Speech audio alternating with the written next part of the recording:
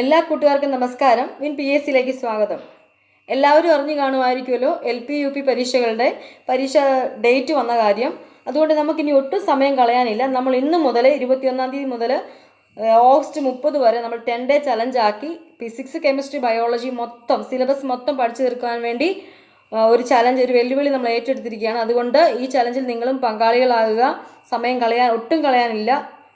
ഈ ചലഞ്ചിൽ നമ്മൾ question answer ആയിട്ടല്ല പഠിച്ചു പോകുന്നത്, സിലബസ് മൊത്തം നമുക്ക് പഠിക്കേണ്ടതായിട്ടുള്ളത് കൊണ്ട് നമ്മൾ പോയിന്റ് ആയിട്ട് പറഞ്ഞു പോവുകയാണ്. കുറച്ച് ലെങ്തി ആയിട്ടുള്ള വീഡിയോ ആയിരിക്കും. അതുകൊണ്ട് എല്ലാവരും കേൾക്കുക, നന്നായിട്ട് പഠിക്കുക. എല്ലാ കൂട്ടുകാർക്കും വിൻ PSC യുടെ വിജയാശംസകൾ. നമുക്ക് തുടങ്ങാം. ഊർജ്ജ സംരക്ഷണ നിയമം അവതരിപ്പിച്ചത് ഐൻസ്റ്റീൻ. ഊർജ്ജ സംരക്ഷണ നിയമം അവതരിപ്പിച്ചത് ഐൻസ്റ്റീൻ. വിശിഷ്ട ആപേക്ഷിക സിദ്ധാന്തം 1905 ആവിഷ്കരിച്ചത്. വിശിഷ്ട ആപേക്ഷിക സിദ്ധാന്തം 1905 ആവിഷ്കരിച്ചത്. ഐൻസ്റ്റീനാണ് അത് ആവിഷ്കരിച്ചത്. അതുപോലെ പൊതു ആപേക്ഷികതാ സിദ്ധാന്തം 1915 അതും ഐൻസ്റ്റീൻ്റെതാണ്. പൊതു ആപേക്ഷികതാ സിദ്ധാന്തം. ഫോട്ടോ ഇലക്ട്രിക് ഇഫക്റ്റിൻ്റെ വിശദീകരണമാണ് ഐൻസ്റ്റീനെ നോബൽ സമ്മാനത്തിന് അർഹനാക്കിയത്. ഫോട്ടോ ഇലക്ട്രിക് ഇഫക്റ്റിൻ്റെ വിശദീകരണമാണ് ഐൻസ്റ്റീനെ നോബൽ സമ്മാനത്തിന് അർഹനാക്കിയത്. ഐൻസ്റ്റീൻ്റെ പ്രസിദ്ധമായ ഊർജ്ജ സമവാക്യം E=mc². ഐൻസ്റ്റീൻ്റെ പ്രസിദ്ധമായ ഊർജ്ജ സമവാക്യം E=mc². തമോഗർത്ത സിദ്ധാന്തം ആവിഷ്കരിച്ചത് സ്റ്റീഫൻ ഹോക്കിംഗ്. തമോഗർത്ത സിദ്ധാന്തം ആവിഷ്കരിച്ചത് സ്റ്റീഫൻ ഹോക്കിംഗ്. അദ്ദേഹത്തിൻ്റെ പ്രധാന പുസ്തകങ്ങളാണ് a brief history of time, the universe in a nutshell. തമോഗർത്ത സിദ്ധാന്തം ആവിഷ്കരിച്ചത് സ്റ്റീഫൻ ഹോക്കിംഗ്. അദ്ദേഹത്തിൻ്റെ പ്രധാന കൃതികൾ a brief history of time, the universe in a nutshell. ഗുരുത്വാകർഷണ ബലം, പ്രകാശത്തിൻ്റെ കണികാ സിദ്ധാന്തം, ചലന നിയമം ഇവ ആവിഷ്കരിച്ചത് സർ ഐസക് ന്യൂട്ടൺ. ശ്രദ്ധിച്ചു കേൾക്കുക. ചലന നിയമം, ഗുരുത്വാകർഷണ ബലം, പ്രകാശത്തിൻ്റെ കണികാ സിദ്ധാന്തം കണ്ടുപിടിച്ചത് സർ ഐസക് ന്യൂട്ടൺ. പ്രധാന പുസ്തകം ഫിലോസഫിയ നാച്ചുറലിസ് പ്രിൻസിപ്പിയ മാത്തമാറ്റിക്ക. കണ്ടുപിടിച്ചത് ഗലീലിയോ. പെൻഡുലം കണ്ടുപിടിച്ചത് ഗലീലിയോ. ജഡത്വ നിയമം ആവിഷ്കരിച്ചത് ഗലീലിയോ. ജഡത്വ നിയമം ആവിഷ്കരിച്ചത് ഗലീലിയോ. പിസാ ഗോപുരത്തിൽ പരീക്ഷണം നടത്തിയ ശാസ്ത്രജ്ഞൻ ഗലീലിയോ. പിസാ ഗോപുരത്തിൽ പരീക്ഷണം നടത്തിയ ശാസ്ത്രജ്ഞൻ ഗലീലിയോ. ചരിഞ്ഞ ഗോപുരം എന്നറിയപ്പെടുന്നത് പിസാ ഗോപുരമാണ്. പിസാ ഗോപുരം ഇറ്റലിയിലാണ്. വ്യത്യസ്ത ഭാരമുള്ള രണ്ട് വസ്തുക്കൾ ഒരേ ഉയരത്തിൽ നിന്നും ഒരേ സമയം താഴേക്കിട്ടാൽ അവ ഒരുമിച്ച് നിലം പതിക്കുമെന്ന് പരീക്ഷണത്തിലൂടെ തെളിയിച്ച ശാസ്ത്രജ്ഞൻ ഗലീലിയോ. വ്യത്യസ്ത ഭാരമുള്ള രണ്ട് വസ്തുക്കൾ ഒരേ ഉയരത്തിൽ നിന്നും ഒരേ സമയം താഴേക്കിട്ടാൽ അവ ഒരുമിച്ച് നിലം പതിക്കുമെന്ന് പരീക്ഷണത്തിലൂടെ തെളിയിച്ച ശാസ്ത്രജ്ഞൻ ഗലീലിയോ. ബലതന്ത്ര ശാസ്ത്രത്തിൻ്റെ പിതാവ് ഗലീലിയോ. ബലതന്ത്ര ശാസ്ത്രത്തിൻ്റെ പിതാവ് ഗലീലിയോ. ആധുനിക ബഹിരാകാശ ശാസ്ത്രത്തിൻ്റെ പിതാവ് എന്നറിയപ്പെടുന്നതും ഗലീലിയോയാണ്. ആധുനിക ബഹിരാകാശ ശാസ്ത്രത്തിൻ്റെ പിതാവ് ഗലീലിയോ. ടെലസ്കോപ്പ് ബഹിരാകാശ നിരീക്ഷണത്തിന് ആദ്യമായി ഉപയോഗിച്ചത് ഗലീലിയോ. ടെലസ്കോപ്പ് ബഹിരാകാശ നിരീക്ഷണത്തിന് ആദ്യമായി ഉപയോഗിച്ചത് ഗലീലിയോ. വ്യാഴത്തിൻ്റെ ഉപഗ്രഹങ്ങൾ കണ്ടെത്തിയത് ഗലീലിയോ. വ്യാഴത്തിൻ്റെ ഉപഗ്രഹങ്ങൾ കണ്ടെത്തിയത് ഗലീലിയോ. ബെൻസീൻ കണ്ടുപിടിച്ചത് ഫാരഡേ. ബെൻസീൻ കണ്ടുപിടിച്ചത് മൈക്കൽ ഫാരഡെയാണ്. വൈദ്യുത കാന്തിക പ്രേരണ സിദ്ധാന്തം ആവിഷ്കരിച്ചത് ഫാരഡെയാണ്. വൈദ്യുത കാന്തിക പ്രേരണ സിദ്ധാന്തം മൈക്കൽ ഫാരഡെ. ഡൈനാമോ കണ്ടുപിടിച്ചത് ഫാരഡെയാണ്. ഡൈനാമോ കണ്ടുപിടിച്ചത് ഫാരഡെയാണ്. വൈദ്യുത വിശ്ലേഷണത്തിൻ്റെ പിതാവ് എന്നറിയപ്പെടുന്നതും മൈക്കൽ ഫാരഡെ തന്നെയാണ്. വൈദ്യുത വിശ്ലേഷണത്തിൻ്റെ പിതാവ് എന്നറിയപ്പെടുന്നതും ഫാരഡെയാണ്. അതായത് വൈദ്യുതിയുടെ പിതാവ് എന്നറിയപ്പെടുന്നതും മൈക്കൽ ഫാരഡെ തന്നെയാണ്. ഇന്ത്യയിലെ പ്രശസ്ത ഭൗതിക ശാസ്ത്രജ്ഞന്മാരെ നമുക്ക് നോക്കാം. ഇന്ത്യൻ ബഹിരാകാശ ശാസ്ത്രത്തിൻ്റെ പിതാവ് വിക്രം സാരാഭായ്. തെറ്റിപ്പോകല്. ഇന്ത്യൻ ബഹിരാകാശ ശാസ്ത്രത്തിൻ്റെ പിതാവ് വിക്രം സാരാഭായ്. ISROയുടെ ആദ്യ ചെയർമാൻ വിക്രം സാരാഭായ് തന്നെയാണ്. ISROയുടെ ആദ്യ ചെയർമാൻ വിക്രം സാരാഭായ്. ഇന്ത്യൻ അണുബോംബ് പദ്ധതിയുടെ പിതാവ് രാജാ രാമണ്ണ. ഇന്ത്യൻ അണുബോംബ് പദ്ധതിയുടെ പിതാവ് രാജാ രാമണ്ണ. ആറ്റോമിക് തിയറിയുടെ അടിസ്ഥാനത്തിൽ നക്ഷത്രങ്ങളിൽ നിന്നുള്ള സ്പെക്ട്രത്തെക്കുറിച്ച് പഠനം നടത്തിയ ഭാരതീയ ശാസ്ത്രജ്ഞൻ മേഘനാഥ് സാഹ. ആറ്റോമിക് തിയറിയുടെ അടിസ്ഥാനത്തിൽ നക്ഷത്രങ്ങളിൽ നിന്നുള്ള സ്പെക്ട്രത്തെക്കുറിച്ച് പഠനം നടത്തിയ ഭാരതീയ ശാസ്ത്രജ്ഞൻ മേഘനാഥ് സാഹ. ഇന്ത്യയുടെ മിസൈൽ മനുഷ്യൻ എന്നറിയപ്പെടുന്ന ശാസ്ത്രജ്ഞൻ APJ അബ്ദുൽ കലാം. ഇന്ത്യയുടെ മിസൈൽ മനുഷ്യൻ എന്നറിയപ്പെടുന്ന ശാസ്ത്രജ്ഞൻ APJ അബ്ദുൽ കലാം. ഇന്ത്യൻ ബഹിരാകാശ ഗവേഷണത്തിന് അടിത്തറയിട്ടത് വിക്രം സാരാഭായിയാണ്. ഇന്ത്യൻ ബഹിരാകാശ ഗവേഷണത്തിന് അടിത്തറയിട്ടത് വിക്രം സാരാഭായി. ആഴക്കടലിൻ്റെ നീല നിറത്തിന് കാരണം പ്രകാശത്തിൻ്റെ വിസരണം ആണെന്ന് തെളിയിച്ചത് CV രാമനാണ്. ആഴക്കടലിൻ്റെ നീല നിറത്തിന് കാരണം പ്രകാശത്തിൻ്റെ വിസരണമാണെന്ന് തെളിയിച്ച ശാസ്ത്രജ്ഞൻ CV രാമൻ. രാമൻ ഇഫക്റ്റ് കണ്ടുപിടിച്ചത് CV രാമനാണ്. രാമൻ ഇഫക്റ്റ് CV രാമൻ്റെതാണ്. CV രാമന് ഭൗതിക ശാസ്ത്രത്തിൽ നോബൽ സമ്മാനം ലഭിച്ചത് 1930. പ്രധാന ചോദ്യമാണ്. CV രാമന് ഭൗതിക ശാസ്ത്രത്തിന് നോബൽ സമ്മാനം ലഭിച്ചത് 1930. ബോസോൺ എന്ന മൗലിക കണങ്ങൾക്ക് ആ പേര് നൽകിയത് ഇന്ത്യൻ ശാസ്ത്രജ്ഞനായ സത്യേന്ദ്രനാഥ് ബോസിന്റെ സ്മരണാർത്ഥമാണ്. ശ്രദ്ധിക്കുക, ബോസോൺ എന്ന മൗലിക കണങ്ങൾക്ക് ആ പേര് നൽകിയത് ഇന്ത്യൻ ശാസ്ത്രജ്ഞനായ സത്യേന്ദ്രനാഥ് ബോസിന്റെ സ്മരണാർത്ഥമാണ്. ഊർജം എന്ന ഭാഗം നോക്കാം. പ്രവൃത്തി ചെയ്യാനുള്ള കഴിവാണ് ഊർജം. പ്രവൃത്തി ചെയ്യാനുള്ള കഴിവാണ് ഊർജം. ഊർജം അളക്കുന്ന യൂണിറ്റ് ജൂൾ. ഊർജം അളക്കുന്ന യൂണിറ്റ് ജൂൾ. താപോർജത്തെക്കുറിച്ചുള്ള പഠനം തെർമോഡൈനാമിക്സ്. താപോർജത്തെക്കുറിച്ചുള്ള പഠനം തെർമോഡൈനാമിക്സ്. സൂര്യനിൽ ന്യൂക്ലിയർ ഫ്യൂഷൻ മുഖേന ഊർജോൽപാദനം നടക്കുന്നു. സൂര്യനിൽ ഊർജോൽപാദനം നടക്കുന്ന പ്രവർത്തനം ന്യൂക്ലിയർ ഫ്യൂഷൻ. അന്താരാഷ്ട്ര ഊർജതന്ത്ര വർഷം 2005. അന്താരാഷ്ട്ര ഊർജതന്ത്ര വർഷം 2005. ദ്രവ്യവും ഊർജവും തമ്മിലുള്ള ബന്ധം കാണിക്കുന്ന ഐൻസ്റ്റീൻ്റെ സമവാക്യം E=mc². ദ്രവ്യവും ഊർജവും തമ്മിലുള്ള ബന്ധം കാണിക്കുന്ന ഐൻസ്റ്റീൻ്റെ സമവാക്യം E=mc². ഒരു തീപ്പെട്ടിക്കൊള്ളി കത്തുമ്പോൾ രാസോർജം പ്രകാശോർജമായി മാറുന്നു. തീപ്പെട്ടിക്കൊള്ളി കത്തുമ്പോൾ ഉണ്ടാകുന്ന ഊർജ്ജമാറ്റം രാസോർജം പ്രകാശോർജമായി മാറുന്നു. ഊർജ്ജമാറ്റങ്ങളിൽ ഏതെങ്കിലും ഒന്ന് ഉറപ്പായിട്ടും ചോദിക്കുന്ന ഒരു ചോദ്യമാണ്. ഡൈനാമോയിലാണെങ്കിൽ യാന്ത്രികോർജത്തെ വൈദ്യുതോർജ്ജമാക്കി മാറ്റുന്നു. ഡൈനാമോയിൽ യാന്ത്രികോർജത്തെ വൈദ്യുതോർജ്ജമാക്കി മാറ്റുന്നു. മോട്ടോറിലാണെങ്കിൽ അതിൻ്റെ നേരെ വിപരീതമാണ്. വൈദ്യുതോർജ്ജത്തെ യാന്ത്രികോർജ്ജമാക്കി മാറ്റുന്നു. വൈദ്യുതോർജ്ജത്തെ യാന്ത്രികമാക്കി മാറ്റുന്നു.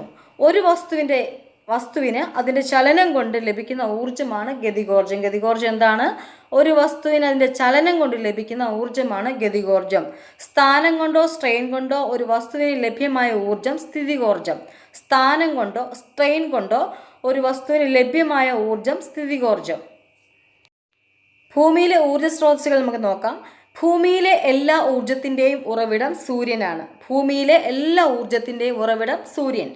ബയോഗ്യാസ്, സൗരോർജം, ജലശക്തി തുടങ്ങിയവ പുനഃസ്ഥാപിക്കാവുന്ന ഊർജ സ്രോതസ്സുകളാണ്. PSC ചോദിക്കുന്നതാണ്.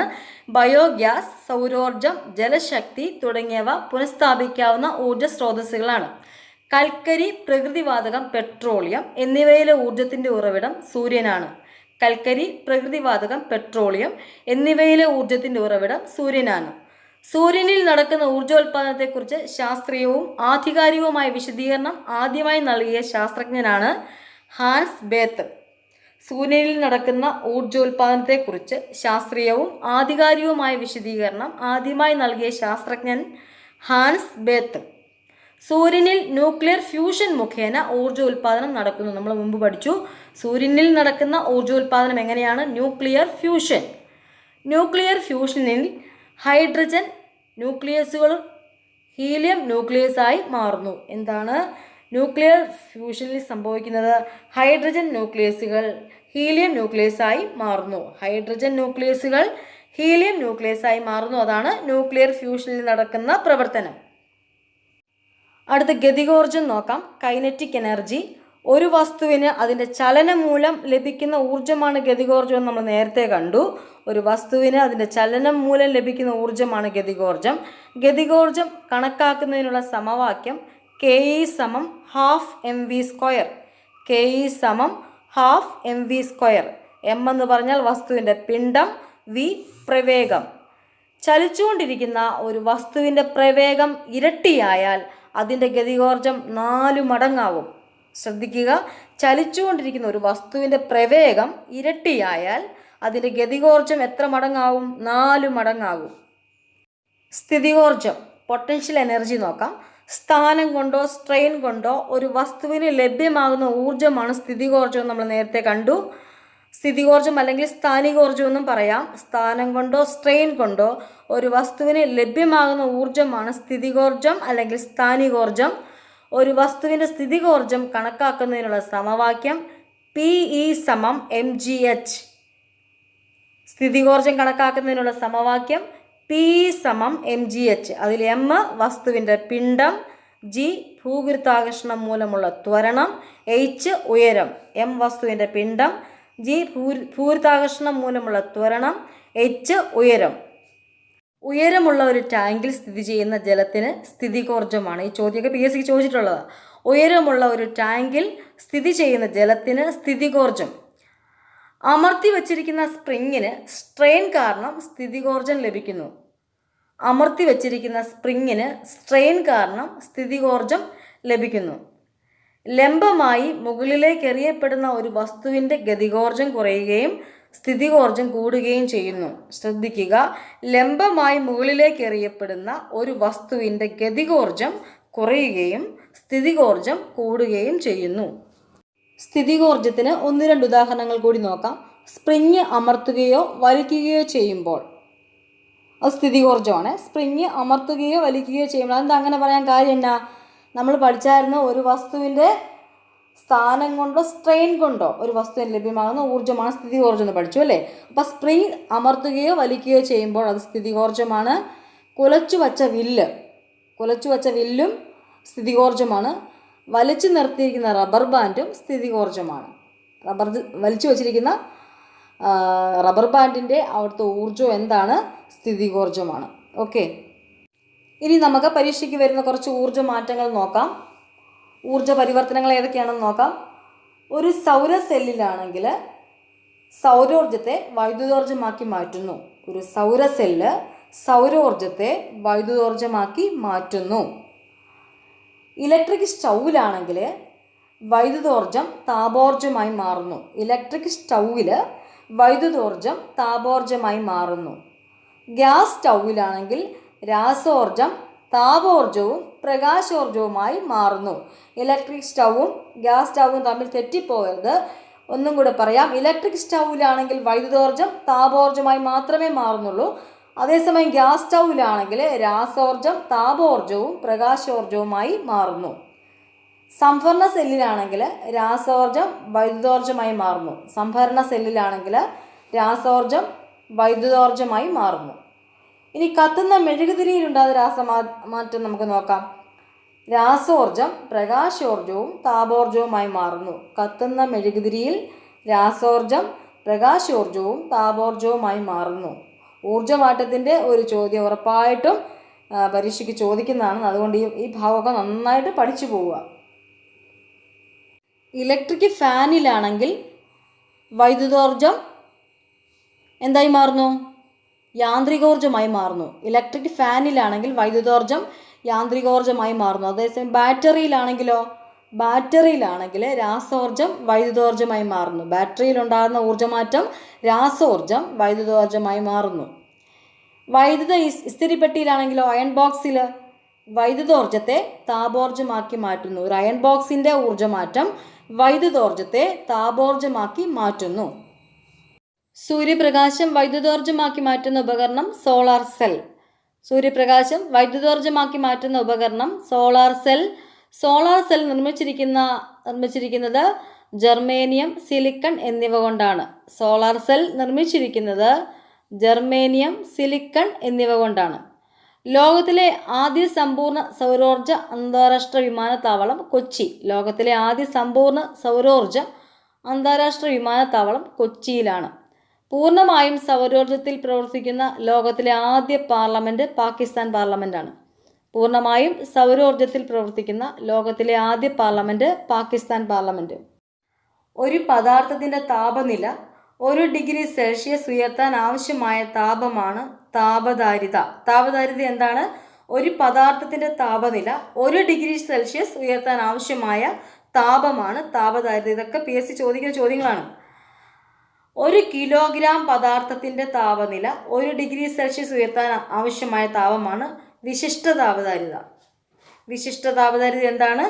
1 കിലോഗ്രാം പദാർത്ഥത്തിൻ്റെ താപനില 1 ഡിഗ്രി സെൽഷ്യസ് ഉയർത്താൻ ആവശ്യമായ താപമാണ് വിശിഷ്ട താപധാരിത. ഇവിടെ ഒന്നും ഒരിക്കലും തെറ്റിക്കരുത്, അതിൻ്റെ വ്യത്യാസം മനസ്സിൽ തന്നെ പഠിച്ചു പോവുക.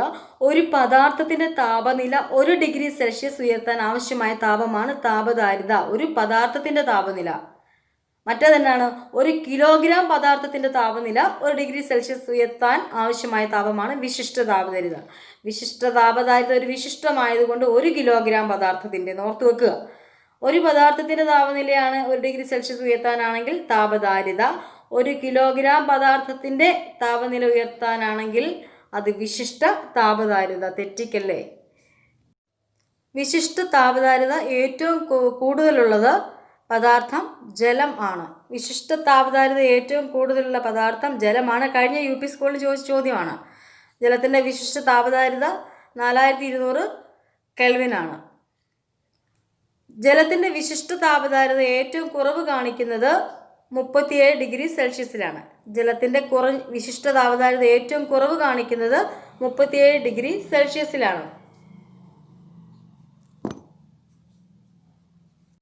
എഞ്ചിനുകളിലെ റേഡിയേറ്ററുകളിൽ കൂളൻ്റായി ഉപയോഗിക്കുന്നത് ജലമാണ്. എഞ്ചിനുകളിലെ റേഡിയേറ്ററുകളിൽ കൂളൻ്റായി ഉപയോഗിക്കുന്നത് ജലമാണ്. ഏറ്റവും കൂടിയ വിശിഷ്ട താപധാരിതയുള്ള മൂലകം ഹൈഡ്രജനാണ്. ഏറ്റവും കൂടിയ വിശിഷ്ട താപധാരിതയുള്ള മൂലകം ഹൈഡ്രജനാണ്. പകൽ കടൽക്കാറ്റും രാത്രി കരക്കാറ്റും ഉണ്ടാകുന്നതിൻ്റെ അടിസ്ഥാനം ഈ വിശിഷ്ട താപധാരിതയാണ്. പകൽ കടൽക്കാറ്റും രാത്രി കരക്കാറ്റും ഉണ്ടാകുന്നതിൻ്റെ അടിസ്ഥാനം വിശിഷ്ട താപധാരിതയാണ്. ഹലോ ഫ്രണ്ട്സ്, നമ്മുടെ ഫിസിക്സ് 10 ഡേ ചലഞ്ചിൻ്റെ ആദ്യത്തെ ഡേ ആണിന്ന്. മറ്റു ദിവസങ്ങളിലെ ക്ലാസ്സുകൾ നമുക്ക് ഒന്നിച്ച് പഠിക്കണമെങ്കിൽ നിങ്ങൾ ചാനൽ സബ്സ്ക്രൈബ് ചെയ്യുക. ഇന്നത്തെ ക്ലാസ് നിങ്ങൾക്ക് പ്രയോജനമായെങ്കിൽ ലൈക്ക് ചെയ്യുക, കമൻറ്റ് ചെയ്യുക, ചാനൽ സബ്സ്ക്രൈബ് ചെയ്യുക. അടുത്ത ദിവസം നമുക്ക് ഫിസിക്സുമായി വീണ്ടും കാണാം. Thank you for watching.